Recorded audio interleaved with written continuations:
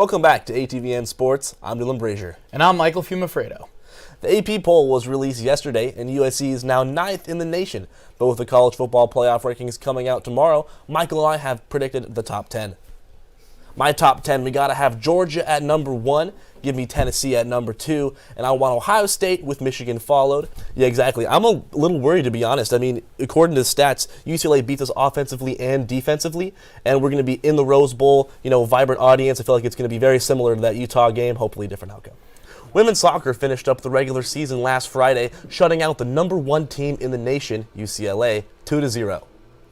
With all odds against USC heading into their final match, they took the term fight on to the next level, showing up when it mattered most and made the Bruins pay. What's crack-a-lackin', Wolfpack? I'm Dylan Brashier. And I'm Josiah Edwards. Welcome back to your sports update. In school sports news, our men's volleyball team had their senior night against Pleasant Grove. Sadly, they lost 3-0. After playing lights out in their first 2 games, the women of Troy will look to continue their win streak tomorrow as they travel to the University of San Diego. Definitely see some tricks on defenses with some new offensive weapons, but we'll see. And speaking of Halloween and tricks, let's talk about USC's remaining schedule to see which games are tricks and which are treats. Next up, women's basketball got their second straight win, demolishing Idaho State 75-42. And we got first in the 4x1 for varsity and for our soft. Franklin could never.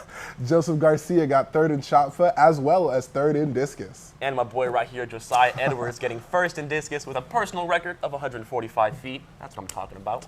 Thank you. I really don't think so at this point. A few dominoes need to fall before we can get there. I mean, it's hard to put USC ahead of teams like an undefeated TCU or a one-loss Tennessee.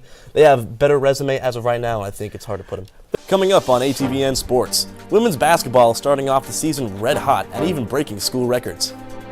Men's water polo played their final regular season match against UCLA, but did they come out on top?